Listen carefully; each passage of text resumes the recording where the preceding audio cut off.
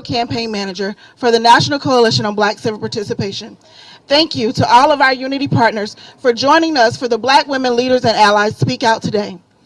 The Speak Out is our call to action to demand Congress to pass federal voting rights, reproductive justice rights, gun safety, and economic justice legislation. The Unity Campaign is a nonpartisan, multi-state voter engagement and organizing effort that has built a broad coalition table with over 40 national and state partners. And our focus is to increase Black voter turnout and provide voter protection tools to ensure every vote is counted in the 2022 midterm elections. To learn more about our campaign, you can visit us at unitycampaign.org. Now, I would like to introduce our president and CEO and the visionary of Unity and the convener of Black Women's Roundtable and the ultimate coalition builder, Melanie Campbell. Woo-hoo. Thank you, Q. All right, so you know how we get started.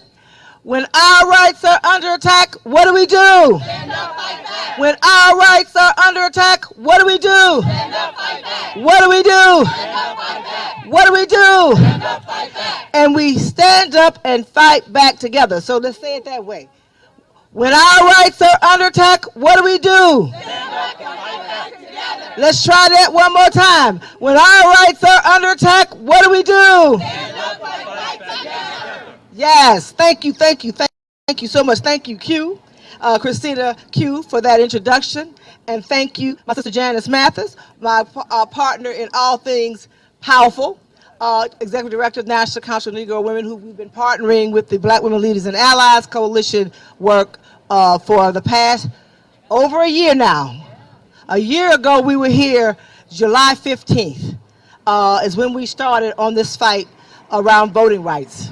And we moved to the fall, and we added, when they started attacking our reproductive rights, we partnered with our sisters in the reproductive justice and reproductive rights movement and came out here and stand in solidarity with them, and we'll continue that fight. And we knew it was going to happen, but it still was a gut punch. When these folks back here, 5 of them, decided that they want to make sure women don't have the right to control our own bodies. So we're back here today. Why are we here? Q mentioned that we've launched our National Unity 22 Black Voting and Power Building campaign, but we also are re-engaged on a summer of organizing and activism. And so we said we needed to come back to the scene of the crime. And what they're doing in the back of that building is a crime. And the fact that they also letting us know that they're going to go after LGBTQ plus rights. They're going to go after affirmative action. They're not going to stand up. They're going to change this democracy with a 5-4 vote and sometimes probably a 6-3 vote. So we're back here to say we will not be moved. We are going to continue to fight. We're going to organize. We're going to mobilize, and we're going to fight back. And guess what? We are the majority. Are we the majority? Yeah. So that means we're going to stand up and we're going to fight back, and we're going to fight back together. I'm going to call on my sister Janice Mathis to give us invocation and remarks from the National Council of Negro Women. Thank you, Melanie. Thank you for your steadfast leadership, for your imagination, and for your courage. You are a walking example of the spirit that God has given us, not of fear, but of love, power, and of a very sound mind. Let us bow our heads. Oh God, our help in ages past, our hope for years to come, our shelter from the stormy blast, and our eternal home. We thank you for the freedom to speak our minds. We thank you for a system called democracy that we know empowers a majority. We thank you for giving us a majority vision. We thank you for the leadership skills that you have blessed us with.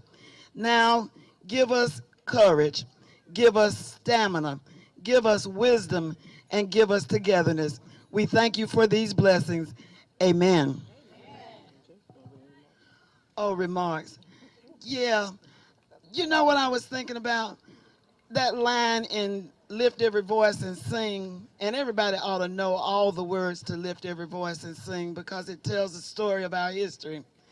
I think of the line that says, we've come to a place for which our fathers sighed. Now, to sigh means to yearn for, to hope for, to wish for.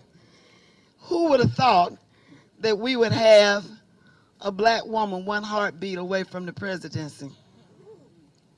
Who would have thought? My grandmother could never have imagined that we would have a black woman sitting on the Supreme Court of the United States of America. And it's easy to think about what we don't have. It's easy to think about the reproductive rights that are under attack, and they are. It's easy to think about voting rights that are being denied and suppressed, and we do. But we also have to count our blessings, and from those blessings, gain the strength that we need to keep the battle going. Surely our ancestors got tired. Surely Frederick Douglass got tired of whispering in Lincoln's ear. Surely Fannie Lou Hamer couldn't understand why she couldn't be seated in Chicago at the Democratic Convention. Surely Mary McLeod Bethune couldn't understand why Ku Klux Klan would ride by her school. But now she's ensconced in the Statuary Hall. The arc of history is long, but it bends toward justice, and it doesn't bend alone. It bends because we get up there and we push and we shove and we demonstrate and we sacrifice and we give money, and that's what bends the arc of history toward justice. So let's keep bending, my sisters. Or as Dr. Daly told me the other day, we got to beat the bushes for these voters. Beat the bushes. Go in the bushes, the hedges, and the highways. Take off the high heels and the St. John and go where our people are and get them to come vote. God bless you, and it's a pleasure to be here. Janice Mathis, National Council of Negro Women. All right, all right. And now we hear from somebody from way down south. Up south. And you came up south. So we're going to hear from our sister Deborah Scott, CEO, Georgia Stand Up State Partner for the National Coalition Unity Campaign for Black Women's Roundtable and Black You Vote. Following her is Daryl Coles, our Black You Vote National Project Assistant with the National Coalition. Deborah, then Daryl. So, Melanie, you already said it, but we got to say it again. When our rights are under attack, what do? Stand up, fight back. What do? Stand up, fight back. What do? Stand up, fight back. We are here from Georgia, from the home of good trouble, the home of stand up, and we're going to continue to stand up and fight back.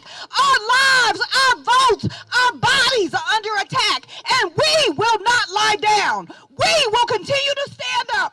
We will continue to vote. So it's on Supreme Court. It's on Congress. It's on Governor's Mansion. It's on President. We are ready. So we're going to stand up and fight back. When our rights are under attack, what do? Stand up, fight back. What do? Stand up, fight back. Peace and love.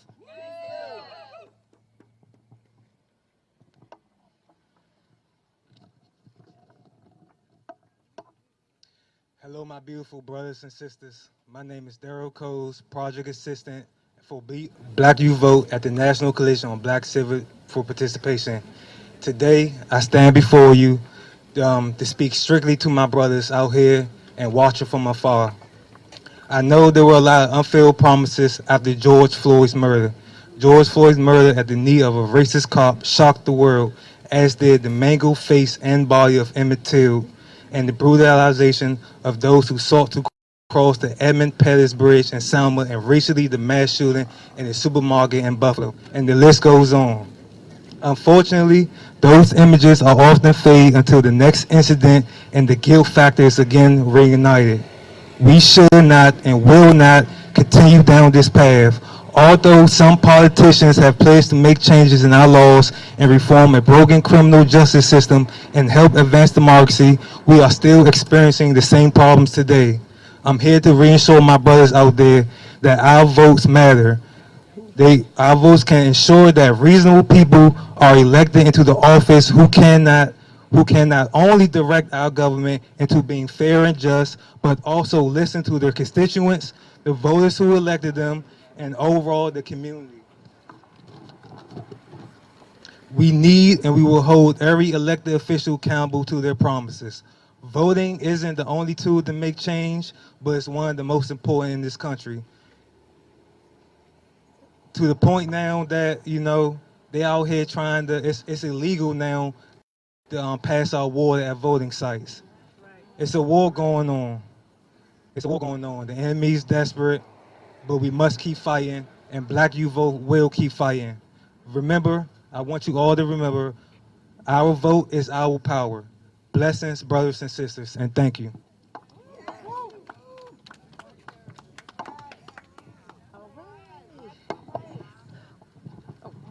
Yeah, did I? Yes.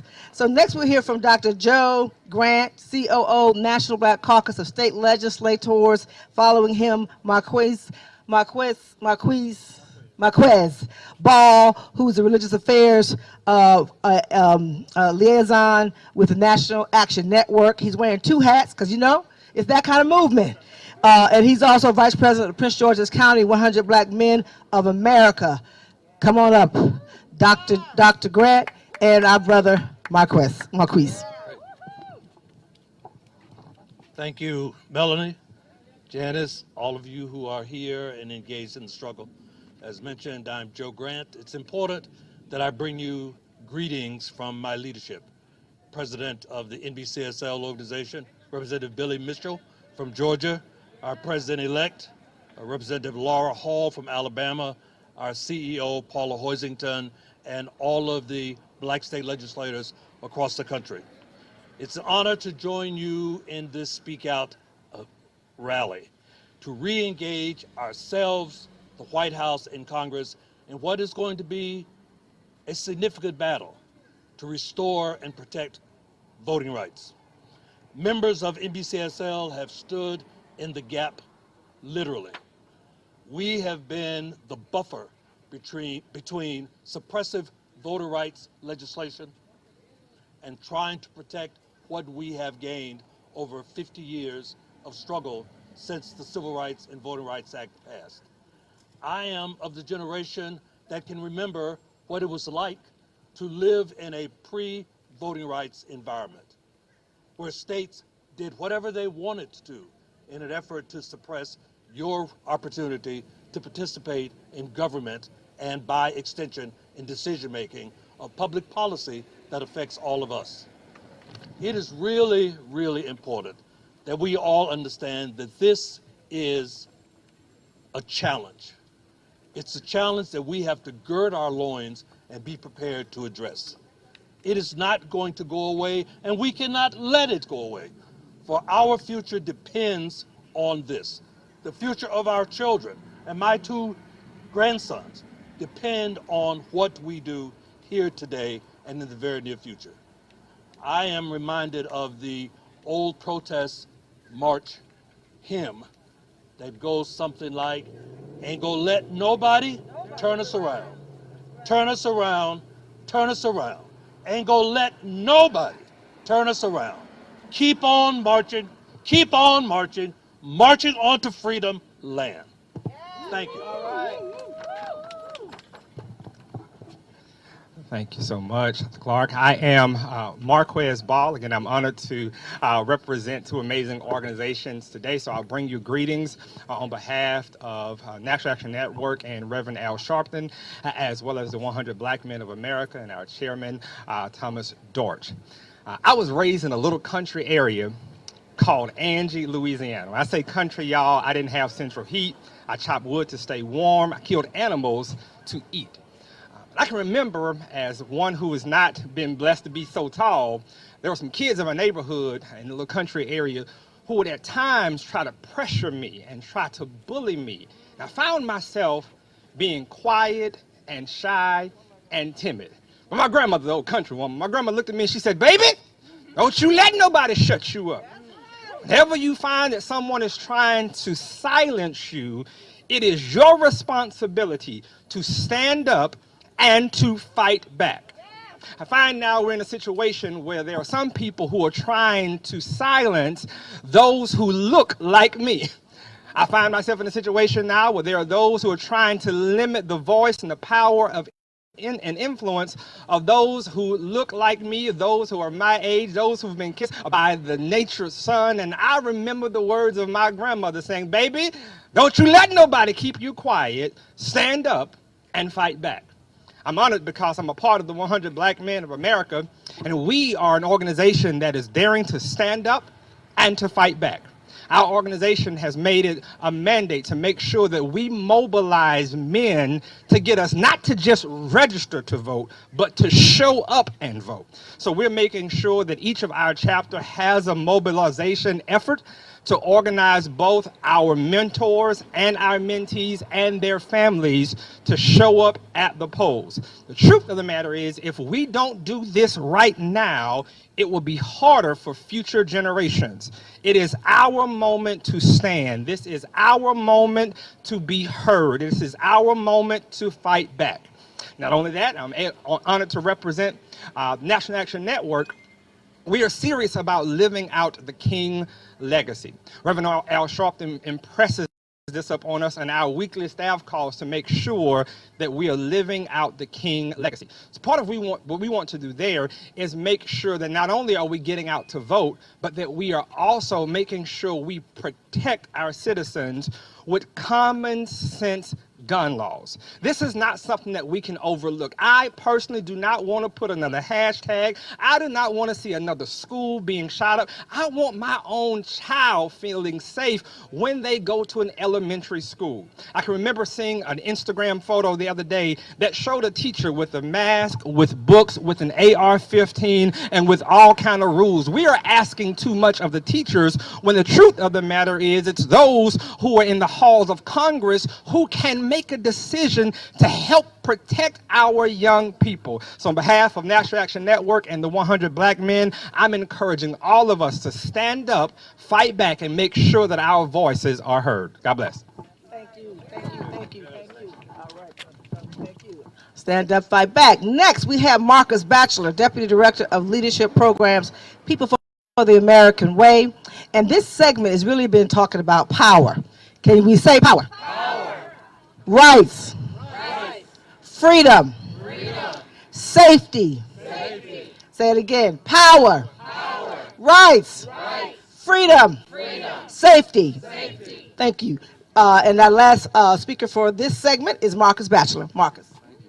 Thank you, Ms. Campbell. And I want to thank everybody who's joined us out here and who's watching live. I'm so excited to be here as Deputy Director of People for the American Way, an incredible 40-year-old organization doing work with hundreds of thousands of folks across the country, thousands of young elected officials at all levels of government, thousands of faith-based leaders and Black clergy who, just like us, are ready all around the country to stand up and fight back. I'm also proud as the grandson of a 96-year-old woman born into Jim Crow, who didn't have the right to vote because of either her race or her gender, or because she lived in the nation's capital, was not able to vote until she was over 40 years old.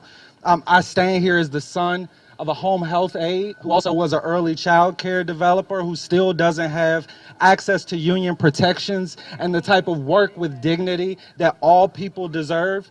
But I also stand here as a benefactor of their struggle, a benefactor of their work, and understanding that now all of that progress, all of that hard-fought progress is on the line now more than ever.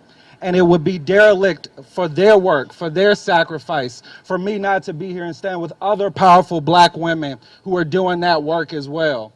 But I'll say I'm not just here for solidarity, because I also know that I'm here for a few selfish reasons too, because I know that what's good for Black women is good for America. What's good for Black women is good for Black men. What's good for Black women is good for Black children. And so if we are not here to stand with Black women whose rights are under attack, we are not standing in solidarity with all of the communities that need our support the most. And so when we say we're going to stand up and fight back, we will. We'll stand up and fight back to secure our institutions, to save our court, to right-size our electoral system, to make sure folks have access to the ballot. When we say we'll stand up and fight back, it means that we're going to stand together to make sure that we fight the everyday crime happening in our streets, but also make sure we don't get victimized by the people who we call when we need help in the first place. We're going to stand up and fight back to make sure that reproductive health, reproductive reproductive rights, reproductive justice is not just something that lasts for 1 or 2 generations, but something that every American forever will be able to count on. Every childbearing woman, every childbearing person in this country will be able to count on it. And we are saying we'll stand up and fight back to make sure that this democracy becomes, this country becomes what it always was supposed to be, a multiracial, multi-ethnic, multi-religious, multi-gender democracy where all of us have the rights and freedoms and access and power that we need to secure our destiny. So thank you so much, and I'm here to fight with you. All right.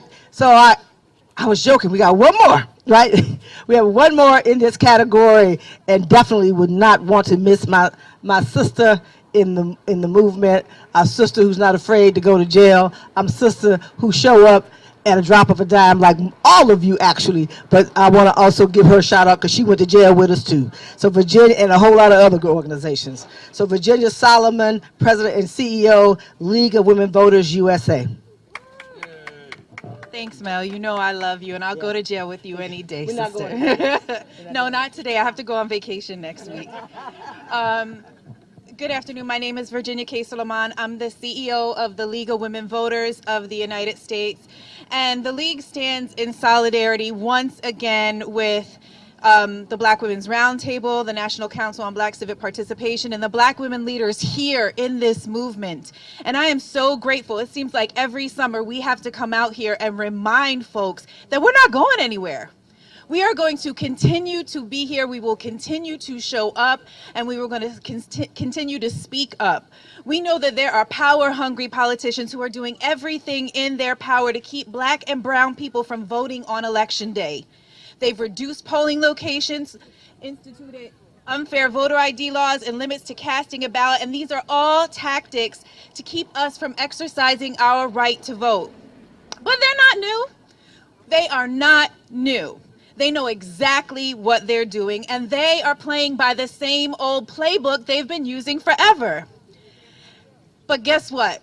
We got to trick up our sleeves because we won't be fooled, and we have a new playbook, and that is voting by any means necessary. And when I say any means necessary, every time they create an obstacle, we will find a way around it. They are not going to deter us. And so we are here to tell our brothers and sisters all throughout this country that we are here. We are here to make sure that you have what you need to make sure that you can cast your ballot. And we know that we are going to continue this fight. We stand with you, we stand alongside you, and in times when we need to, we will stand in front of you, behind you, as we need to make sure that you have access to the ballot. Mel, everyone here, thank you all so much. We appreciate you. Thank you. I'm going to turn it over to our sister Janice Mathis to go to the next segment. Thank you, Melanie. It's entirely appropriate that we would be standing in front of the Supreme Court as we go into this next section on reproductive rights and women's rights, because probably the most important thing that a president does is appoint justices to the United States Supreme Court. It is certainly the most lasting thing. It's the most enduring thing. It's the thing of which legacies are made. And elections have consequences. And when this nation elected the previous president to the presidency, we signed up for voter suppression. We signed up for suppression of women's rights. We signed up to be repressed and to be discriminated against. Well, as a group we did. Some of us signed up to stand up and fight back. But at this point, it gives me great privilege to introduce Mimi Timarahu, president of NARAL, an organization that's been in the struggle for reproductive rights a good long time. Thank you. Thank you so much. Thank you for having me. Very appreciative of the work that all of you are leading. Thank you, Melanie. Look, she summed it up. We're standing in front of a court.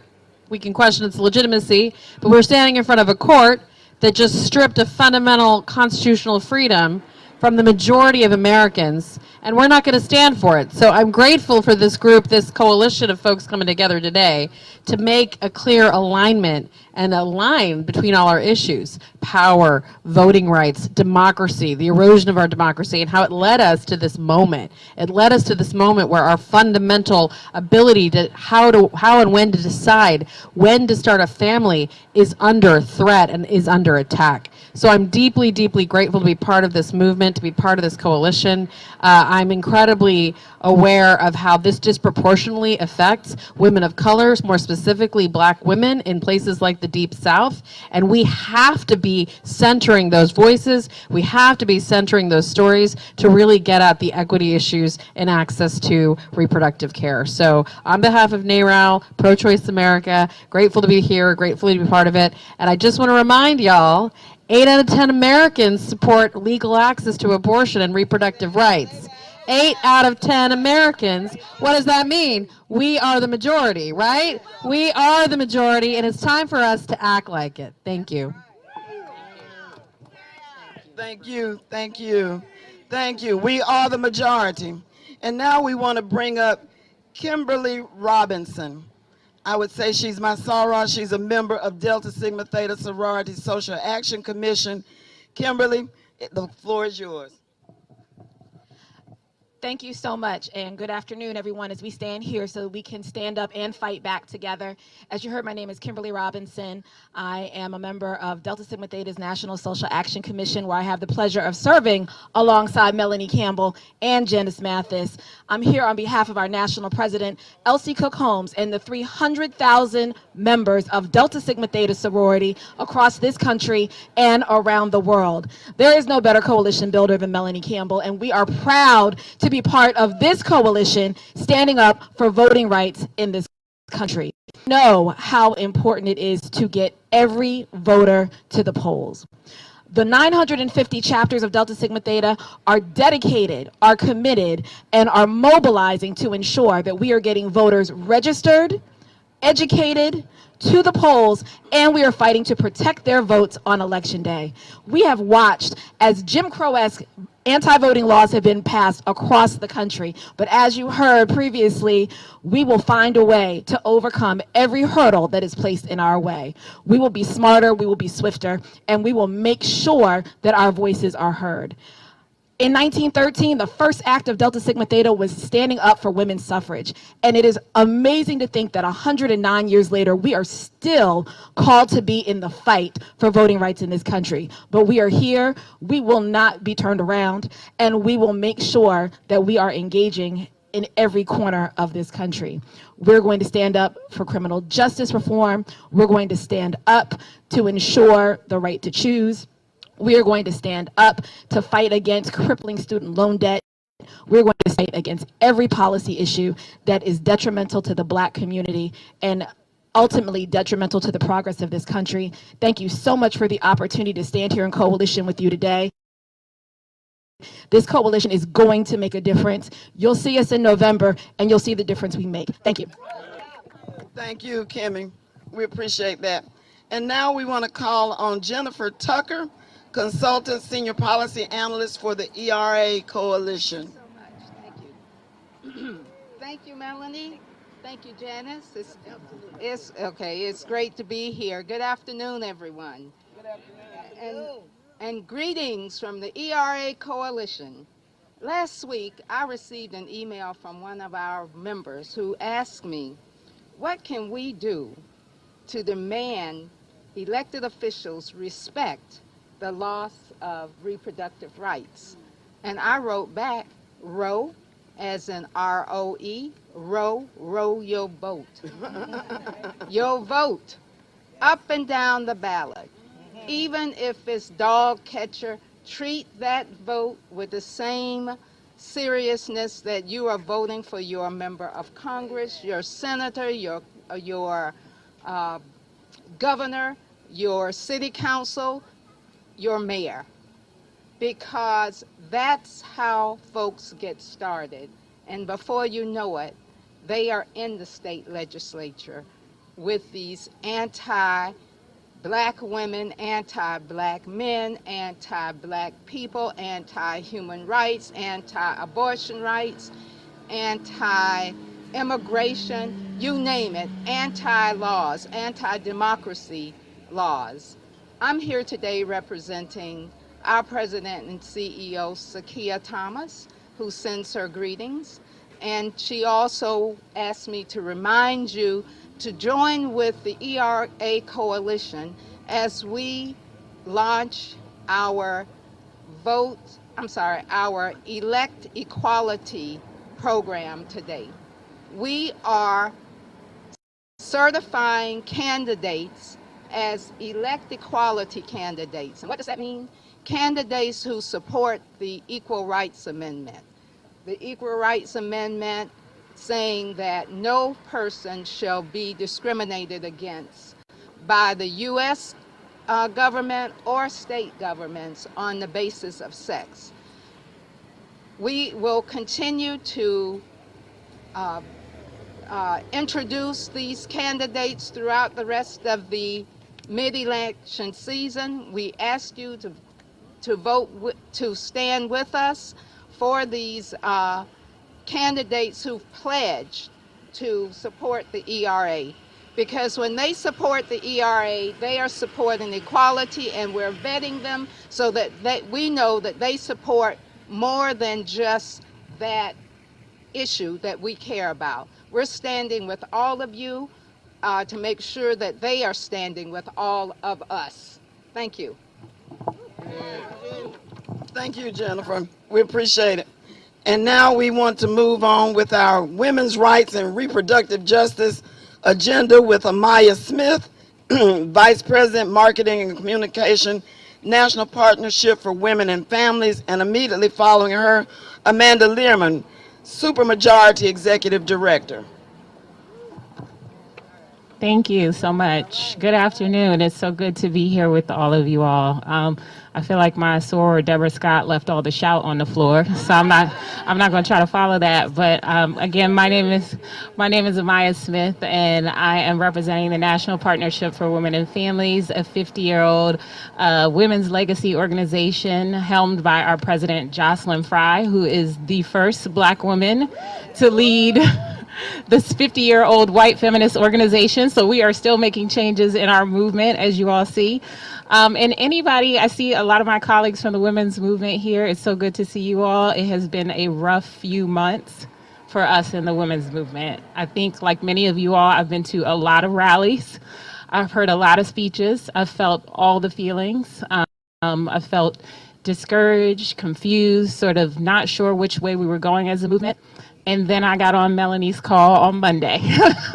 And I was like, somebody is organizing us. Thank you. And so many folks I saw on there just ready to mobilize our people, ready to get out the vote, ready to mobilize and not just mobilize, but also educate folks on our actual issues, which I think is the key. We've got to teach voters what the issues are before they go to the polls. And so I feel invigorized. I feel more optimistic.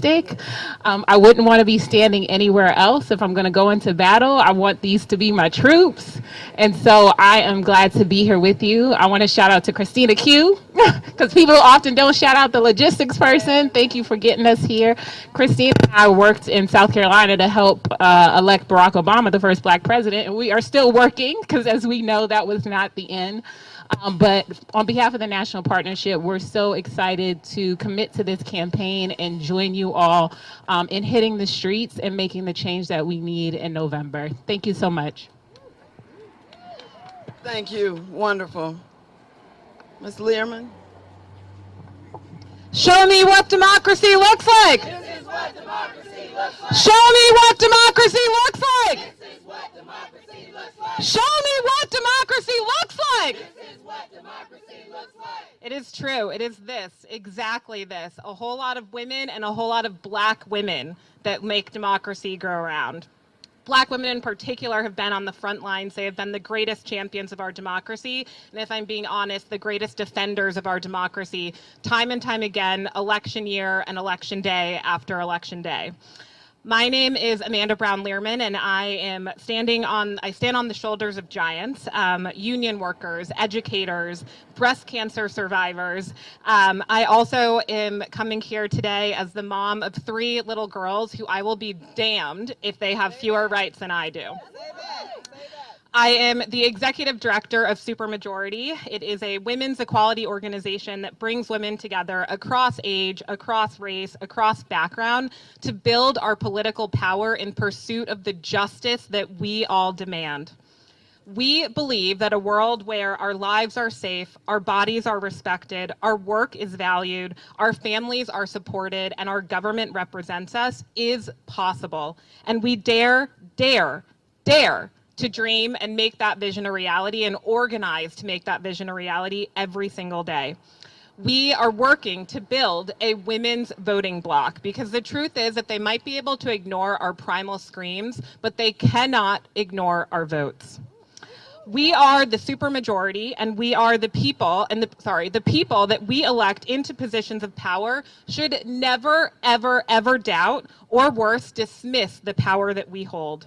At Supermajority, we center the lived experiences and liberation of all women. If you believe in the majority rules and you believe in that better vision, then you are a part of the supermajority. Because our superpower is actually in our coalition. That's why when Melanie calls, we all come running.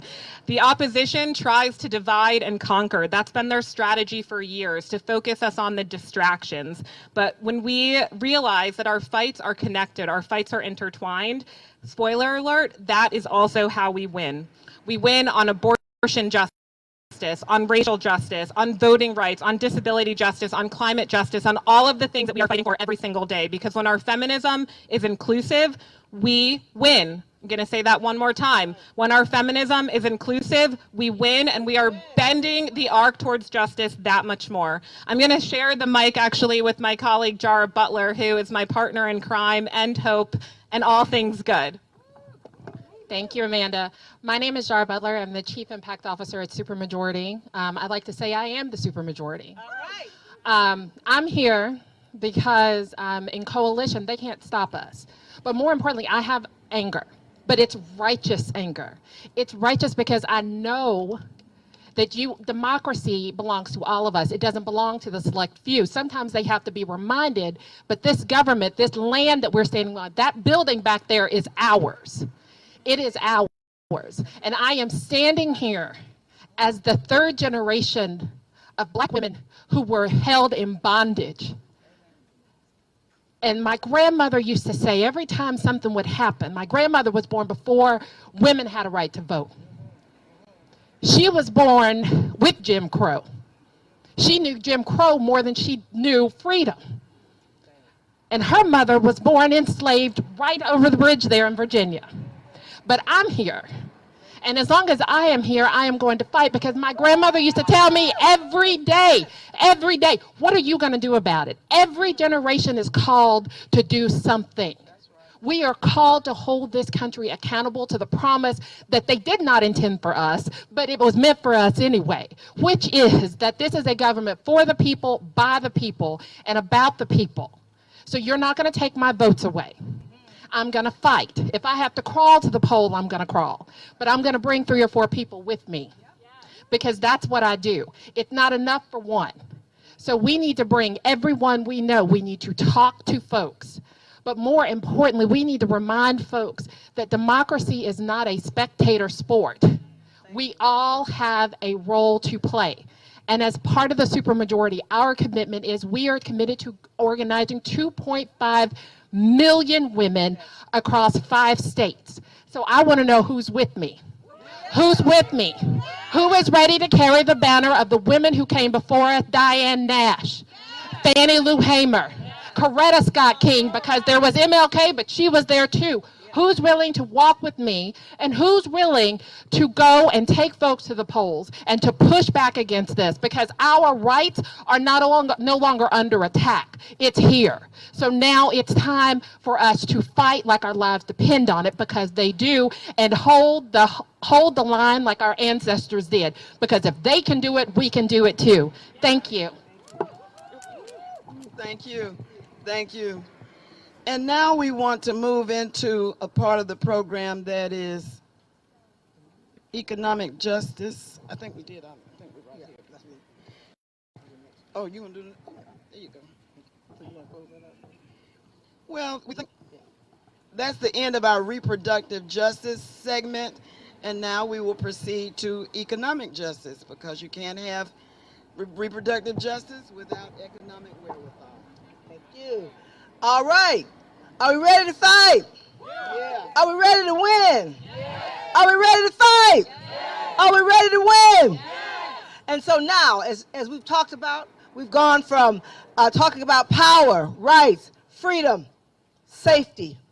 Now we want to talk about justice. We're not getting it from that place, but we have the power to change that. Do we have the power to change that? Yes. So let's move into economic justice and environmental justice. We will hear from Darielle Rodriguez, Deputy Chief Counsel, Economic Justice, Lawyers Committee for Civil Rights Under Law. Following her will be Carol Jonah, Director, Labor Project for Working Families. Following her, Felicia Davis, Executive Director of HBCU Green Fund and also convener of the Clayton County, Georgia Black Women's Roundtable, and Myra Macias. Thank you, Myra. Okay, Myra Macias, Chief Strategy Officer, Building Back Together. Darielle, Carol, Felicia, Myra.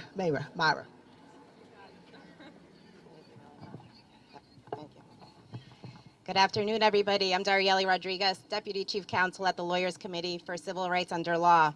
I'm here on behalf of our fearless President and Executive Director, Damon Hewitt, who could not be here with us today. First, thank you to Melanie Campbell and her incredible team for organizing us. At the Lawyers Committee, we fight for a day when Black life, Black votes, Black safety, and Black redemption are equally valued. But we are faced with a reality that racism is permanent, at least in our lifetimes. The struggle for Black people has long been a struggle for self-determination. We have to introduce a new moral clarity. At the Lawyers Committee, we push for moral clarity in a different way, appealing to the nation's conscience about correcting injustice, but also providing all of the things that we all deserve. For too many people in this country, these rights ring hollow. The promises of democracy are an illusion. In fact, we believe that these promises and the very principles of our democracy are under a full-fledged attack. The attack is here. This Supreme Court has shown little disregard for the established precedent and is not shy about taking away fundamental rights that have long been in place. Most recently, the Supreme Court's Dobbs decision eviscerated decades of precedent, moving economic freedom completely out of reach for thousands of women and disproportionately impacting Black women, further cementing structural inequities into the fabric of American society. Abortion access is a fundamental economic and racial justice issue. I'll say it again. Abortion access is a fundamental economic and racial justice issue. It's deeply intertwined with other social justice issues that are so critical to our daily lives. For many women, choice is not only a matter of bodily autonomy, but is also one of self-determination. We know that the Dobbs decision presents new challenges related to criminal justice, workers' rights, data privacy that require us to work across issue areas to identify effective ways to prevent further harms. The opinion is indicative of the current broader culture war and signals a shift from acceptance of people with diverse identities to outright hostility towards those who do not share the identities of those on the majority of this court. We know that at least one justice stands ready to revoke other important constitutional protections, such as gay marriage and the ability to access birth control. And we stand ready to fight alongside our allies and partners to protect these rights. Many states have now moved to criminalize abortion, and women will face increased policing and surveillance of their bodies. We also need comprehensive voting rights legislation to address the recent attacks on communities of color. As long as there have been elections in this country, there has been racial discrimination in voting. At the Lawyers Committee, we urge Congress to take comprehensive action to protect the access to abortion care and to protect access to voting. We are ready to fight with all of our colleagues and friends here. Thank you for having me.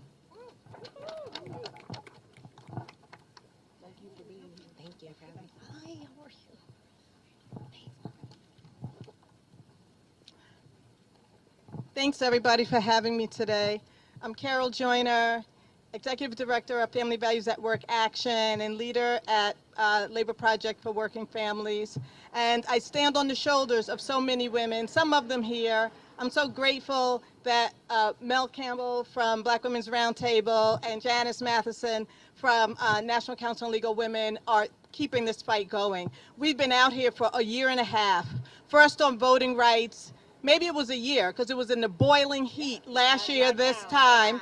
We've been out here on voting rights. We've been out here on Build Back Better. We've been out here on civil liberties, on paid leave, on certainly on abortion rights.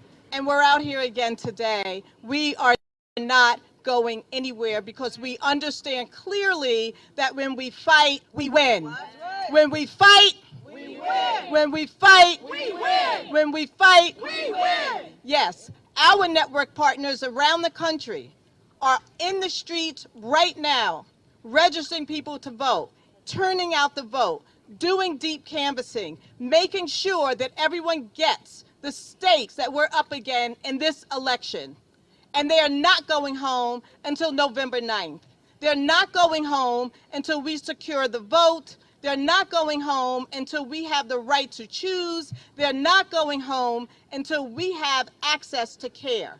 They're at doors talking about care, the ability and the economic consequences that happen when people don't have the right to care, when they have to go to work instead of say goodbye to their parents who are dying, when they have to go back to work 2 weeks after they've had a child, leaving that child basically alone or with relatives, but someone other than the mother or the father.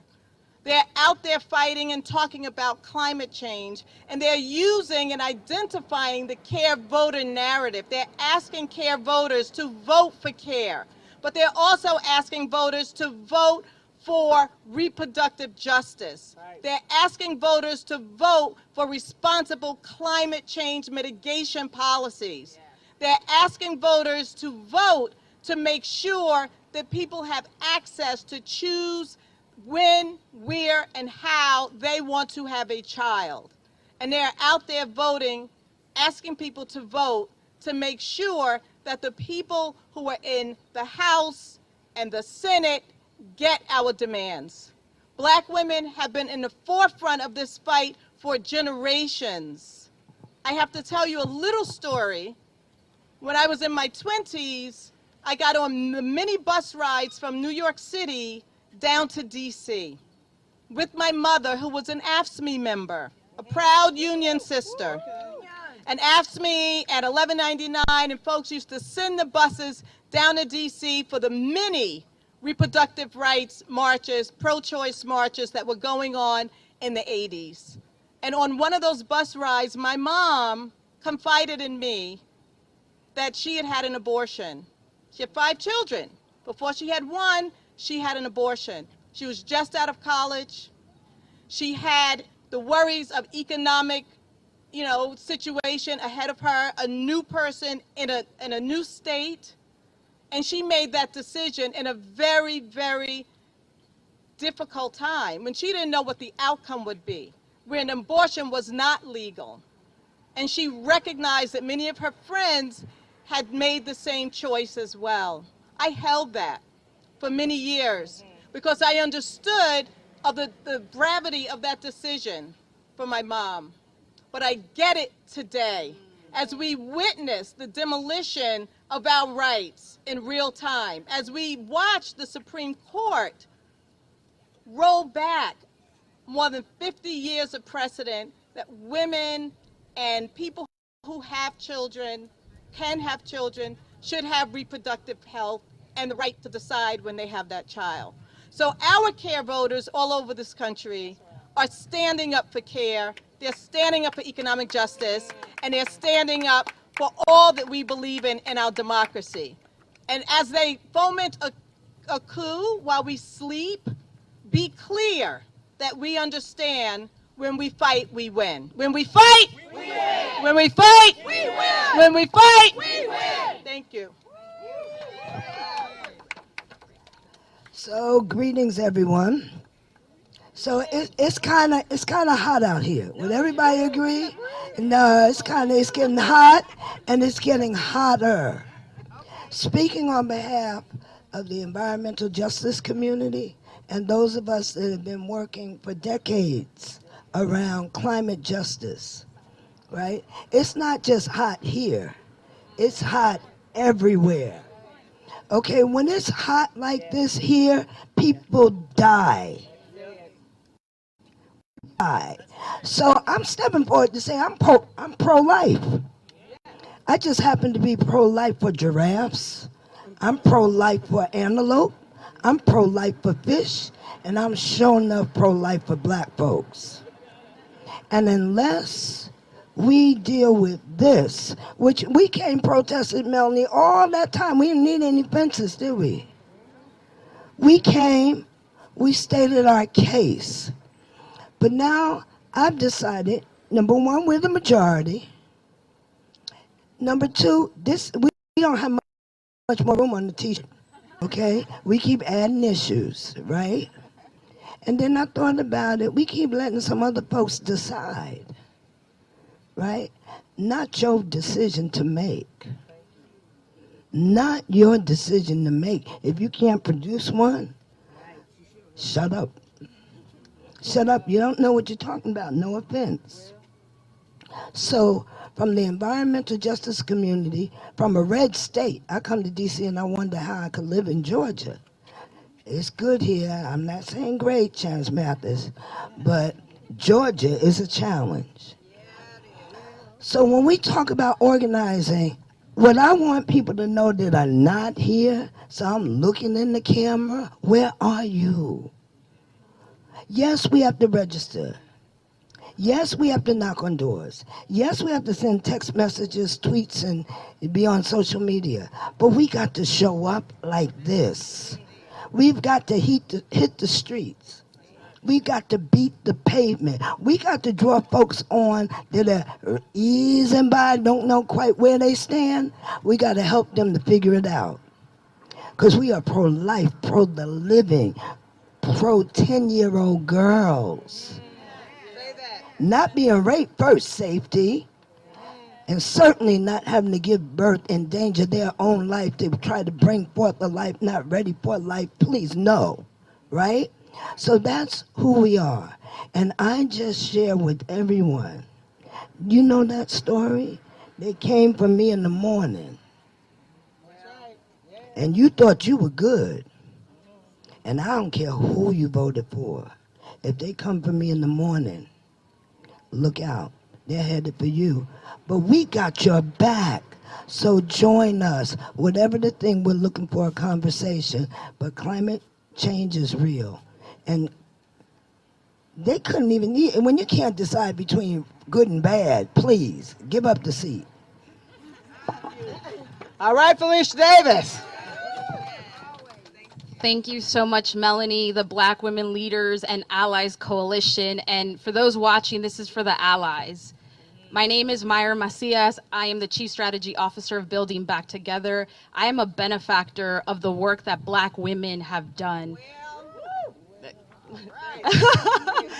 I am the daughter of immigrants. I am the daughter of union workers. And again, this goes to the allies. We need to step up. We need to be here in the trenches with Black women because our democracy is at stake.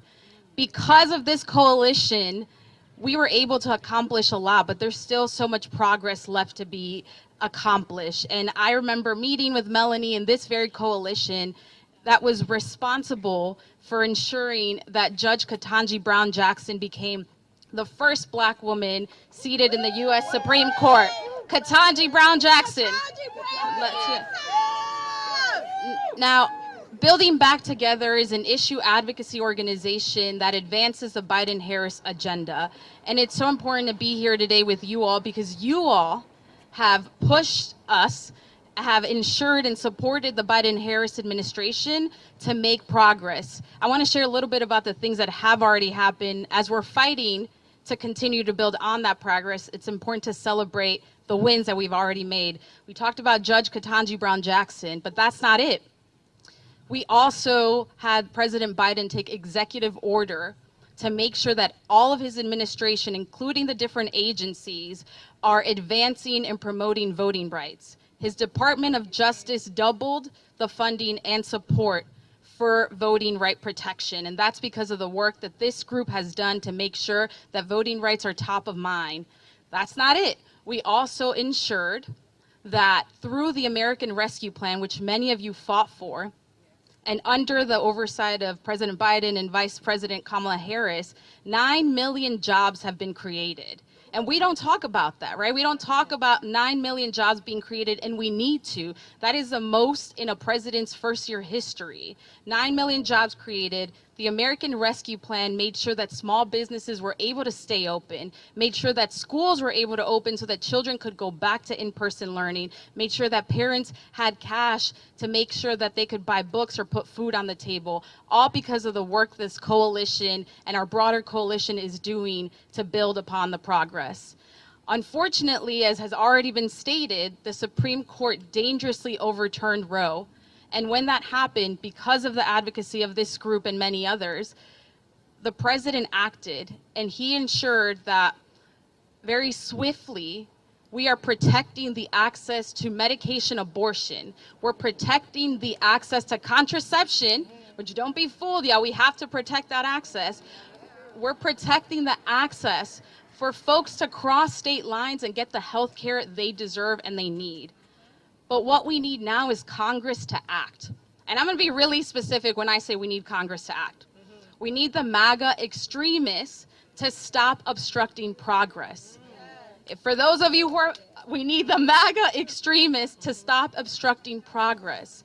For those of you who are following legislative votes, time and time again, these MAGA extremists are voting against progress. We just had the most comprehensive gun safety legislation signed in a law not but a couple weeks ago. And now MAGA extremists are against the assault ban of weapons. They're against protecting reproductive rights. In fact, they're pushing to ban all abortion without exceptions of incest and or rape. And so I'm grateful to be here with you all because there's work to do. You all are pushing the broader coalition to do this work, but we need these MAGA extremists to stop obstructing progress. And when we're in this together, we win. So thank you. Thank you. Thank you. Our last speaker is Janae Roscoe, Senior Vice President, Government Relations, Public Policy, Operation Hope. Say Operation Hope. I am a proud member of the Black Women's Roundtable. Thank you, Melanie and Felicia, for inviting me to be a part of this.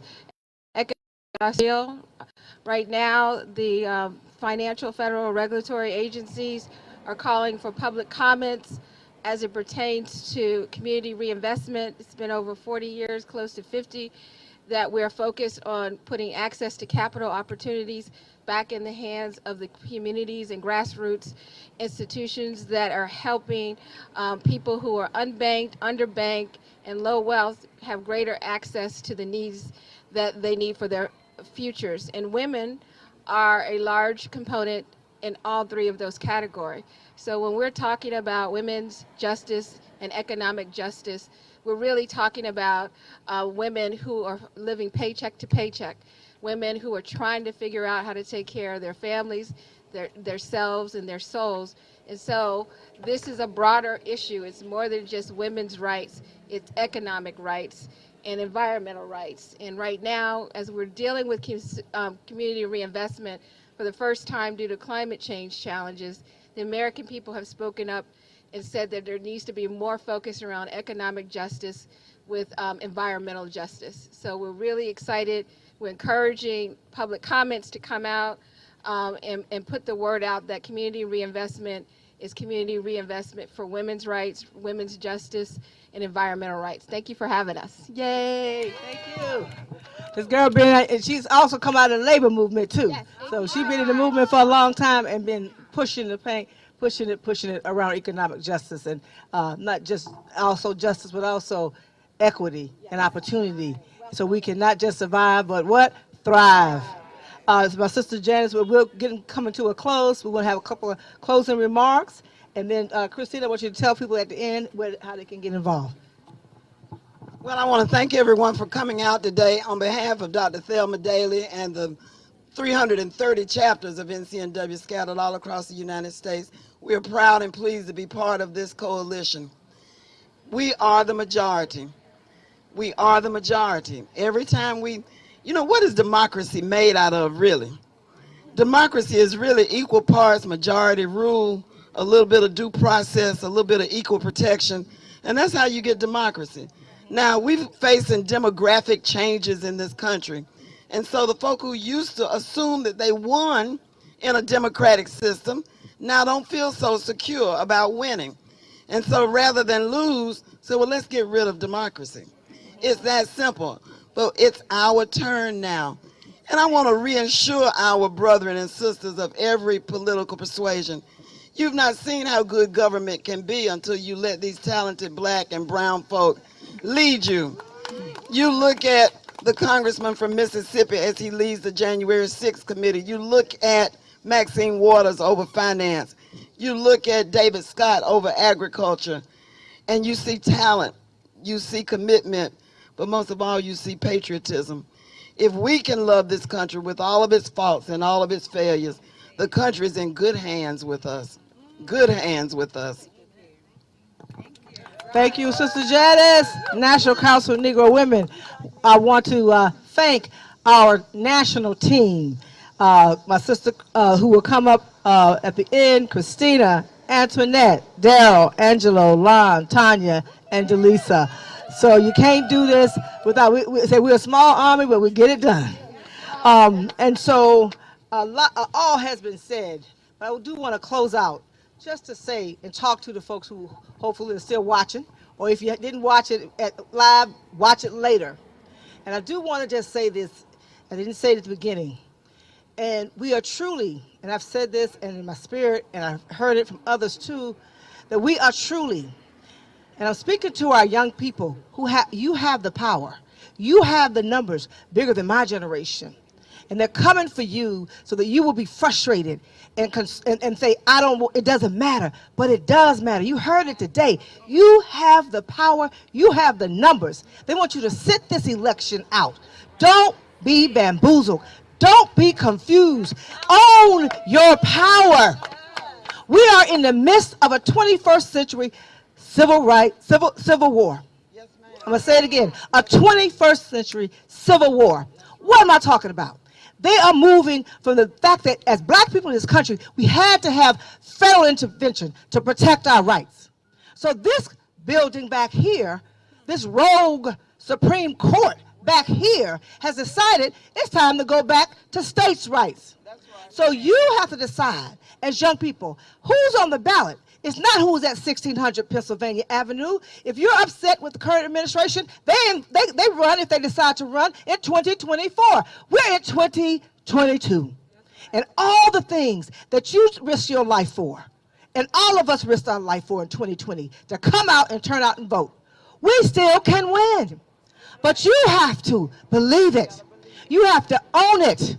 You have to organize all of your folks on your block, in your corner, on your social media page, everywhere. Organize. They can't beat us if we organize. If you listen to what the mess they're talking, Russia and people in the domestic side have never stopped targeting you. They targeted you so you could get frustrated. What am I talking about? Social media. They call it misinformation, disinformation. I just call it bold-faced lies to you to tell you you don't have the power. So we're going to tell our young people all over this country, can you say, let's say, we are going to be united. We are going to be united. We are determined. We are determined. We're owning our power.